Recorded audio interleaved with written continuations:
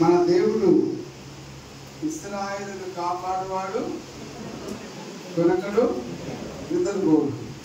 ధనవంతుడు అనుకున్నాడు దరిద్రుడు అని ఎంత దూషించి ఎంత శపించాడో, ఇప్పుడు నరకంలో ఉండి లాజరు గారికి నమస్కారం చేసి, తండ్రికి నమస్కారం చేసి యోధురమ్మన్నాడు.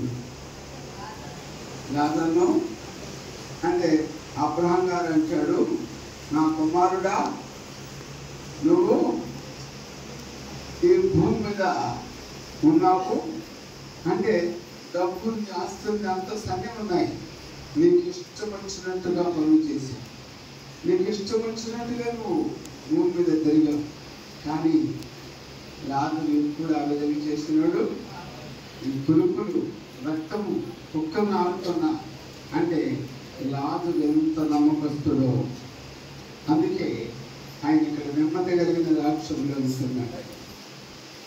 ఒకవేళ లాజరును మీ ఎందుకు పంపాలంటే, ఎందుకు పంపాలంటే పంపుతా, నాకేం ఇబ్బంది లేదు.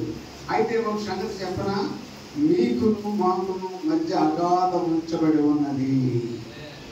ఏముంచబడిందంట? మీకును మాకు మధ్యలో అగాధం ఉంచబడి ఉన్నది. ఆ అగాధములో నుండి మేము మీ దగ్గరికి రావాలంటే రాలేదు, మీ దగ్గర మా దగ్గరికి రావాలంటే రాదు. అంటే అది దేవునికే సాక్ష్యం, కానీ అది అందరికి సాక్ష్యం కాదు. ఆలోచిస్తున్నారు.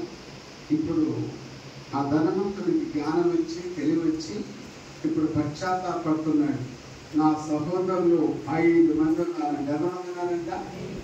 5 మంది. వాళ్ళు ఏదైనా గల స్థలానికి అటు ఇచ్చిన కానీ రాకుండా, అయ్యా లాజరును పంపించి సువార్తను చెప్పమంటే, తండ్రి అయిన అబ్రహాం అంటాడు, అయ్యా లాజరును పంపించాల్సిన అవసరం లేదు. అంటే మోషే ఉన్నాడు, ఏలియా ఉన్నాడు, ప్రవక్తలు ఉన్నారు, దేవునికి స్తోత్రం. వారు చెప్పిన మాట వింటే వాళ్ళు ఈ నరకానికి రావాల్సిన అవసరం లేదు. అంటే వాళ్ళు చెప్పిన మాట వినకుండా ఉంటే వాళ్ళు చచ్చిపోయి సమాధి చేయబడి సమాధి నుంచి తిరిగి లేచి, అంటే మీ వాళ్ళ దగ్గరికి పంపిస్తే మారు మనసుకునే గుంపు, మనసు మార్చుకునే గుంపు కాదు. దేవునికి స్తోత్రం. మరి ఎందుకలా చాలా జాగ్రత్తగా తెలుసుకోవడం ఎంతైనా మంచిది. పిల్లరా, అంటే లాజరుకి ఏమి లేకపోయినా, ఇల్లు లేకపోయినా, అంటే సరైన వస్త్రాలు లేకపోయినా, అంటే కంపు చెప్పండి, ఎప్పుడన్నా స్నానం చేసిన రాయబడినా లేదు, వాసన. అయితే నరుని ఆత్మ యెహోవా పెట్టిన దీపం.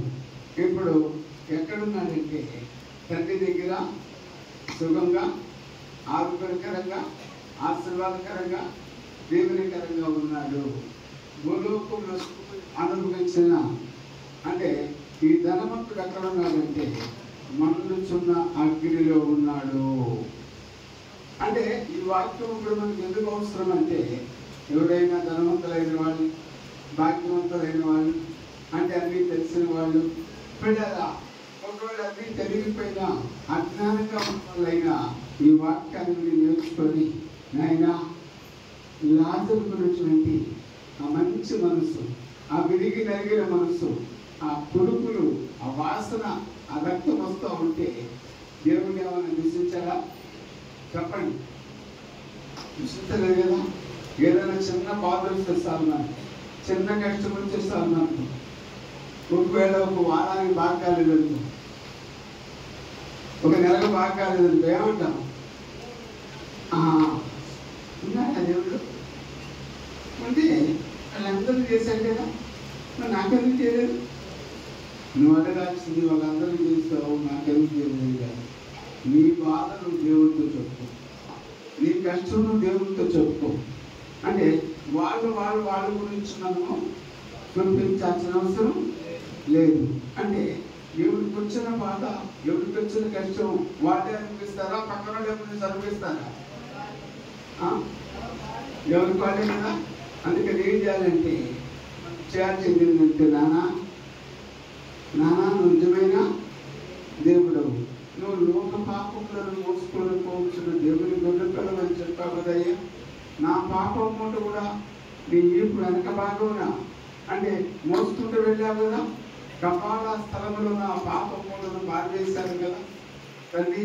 నా మీరు చేయవా, నన్ను స్వస్థపరచవా నాయన. ఒకవేళ నా తప్పులు, అతిక్రమలు, దోషములు, నీ ఛాయాస్కరమైన మార్గం నా ఏదైనా ఉంటే రేపు క్షమించమని ఆయన పాదాలు పట్టుకొని నువ్వు కన్నీరు గార్చి మొదలుపెడితే, నీ గుండెలు బాదుకుంటే, నువ్వు ప్రలాపించి